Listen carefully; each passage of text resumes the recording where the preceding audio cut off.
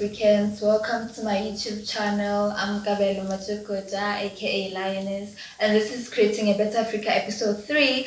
This time I'm not alone. Sitting next to me is the one and only PMR Media Company CEO, Mr. Mickey Ramabu. Can we clap hands for them? Welcome. How are you, sir? I'm very well, thanks, and how are you, Karen? I'm okay.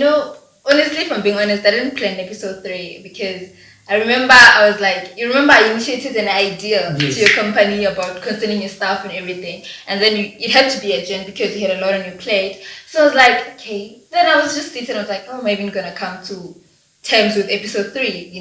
So I was like, okay, since we have urgent an idea like that was gonna have the stuff, let me just come to you with this new one. So like, yeah, that's when I just got to like, okay, this is, and when you reply to the text when I sent you, it's like, okay, we can actually create this, and I thank you for allowing us to be here. Thank you so much. And I'm not gonna ask a lot. I'm not gonna tell my audiences who you are. I want you to tell them that who is Mickey Ramabu. I'm a simple character. First, you see the smile, and you know what you find behind the smile. First of all, I'm a husband, I'm a father, I'm a big brother, and I'm born, bred in Mankweng, just outside Polokwane. Went to a Catholic school, primary school. So Are you baptized? No, I'm not Catholic. Okay. But I grew up in a Christian family. And went to high school at Mahoka High School in the ZT. I went to Mahoka too. Wow. Okay. So we're both alumni. Were you at the boarding school or? No, I was a day scholar. And then I matriculated in 2003, and I went on to enroll for a BSc Water and Sanitation degree with the University of Limpopo. But back then it was still University of the North. And I had to drop out because the funds were not there for me to continue with the degree. And back in the day, one was very lucky to get an NSFAS funding, it's happening now. I moved to Joburg, obviously to pursue life and other careers. So when I got to Joburg, I enrolled for a short office administration course. So luckily, I got employment with one of the prominent banks. I was working at their home loans securities department for 3 years. And I got a promotion, I became the logistics officer. And then the recession happened in 2009. And I got retrenched, and I had to come back home, and now I was back to scratch. So if I'm to interject, being in business was not from the start. You never initiated being into business. It was not part of the plan. So I was still going to answer that. After the recession, after I got laid off from work, I came back home and I stayed home for like a year and a half. And all that while that I was sitting at home, that is when the business ideas came by. And I didn't want to find myself in the same situation again where my fate is in the hands of other people. So that's when I decided, no, you know what, I need to have my own business. That way I get to control my income and I get to control my fate, my fate in terms of how I end up, as opposed to working for someone and tomorrow they wake up and they're saying, you no longer have a job. Then back to zero again. Back to zero. And I enrolled for a logistics management short course with University of Johannesburg, and that was back in 2010. And then in 2011, I got employed by a pharmaceutical company. Pharmaceutical? Yes, pharmaceutical.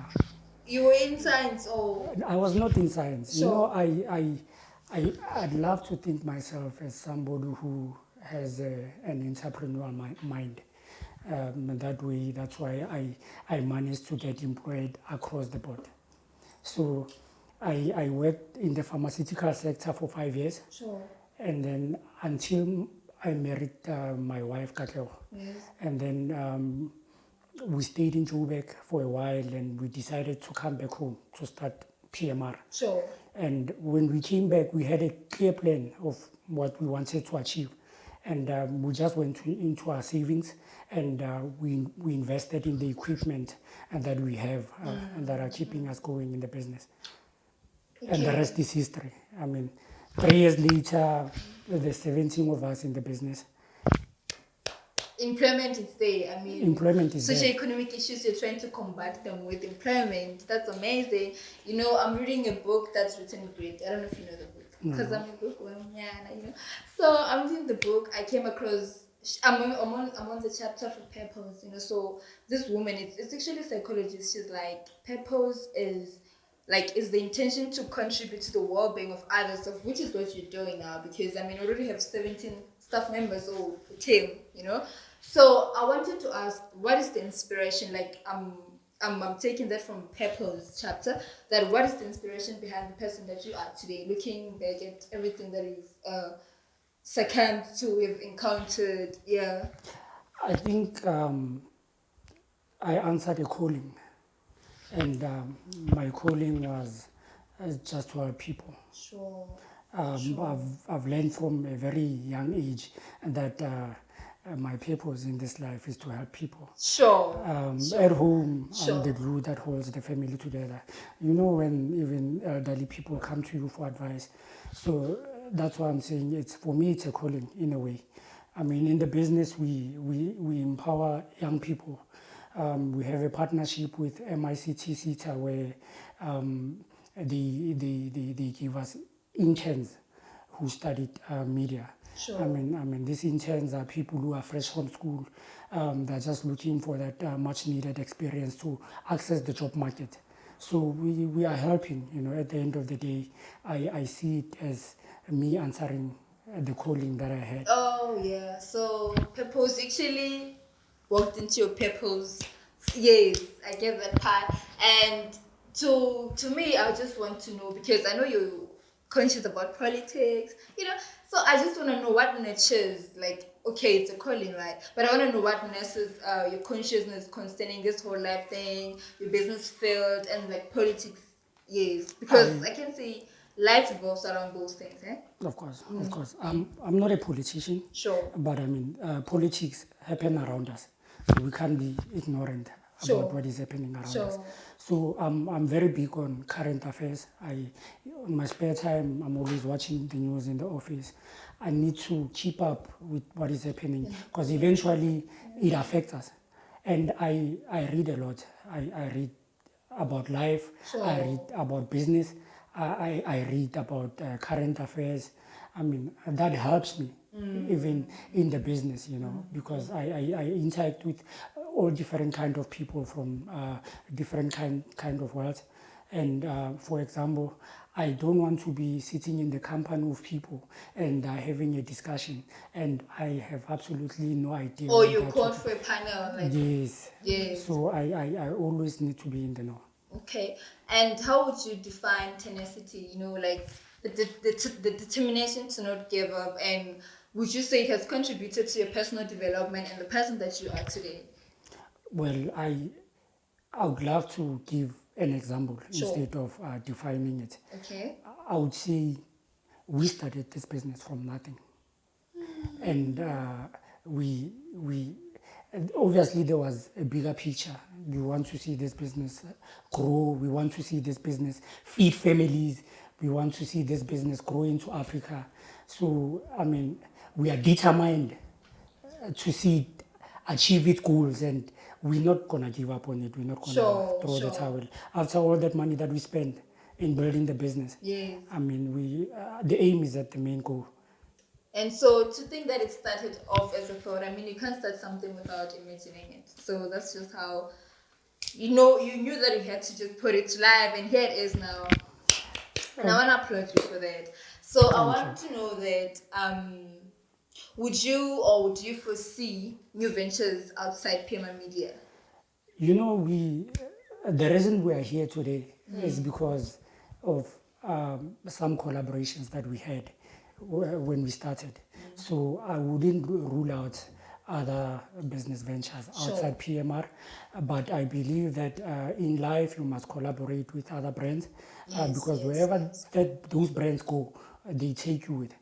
Yeah, like they say, mucho. Tabatsu, yes. That is, Exactly. you can't even drive from here to Cape Town alone. You have to Right. stop by a filling station. Somebody's on out petrol.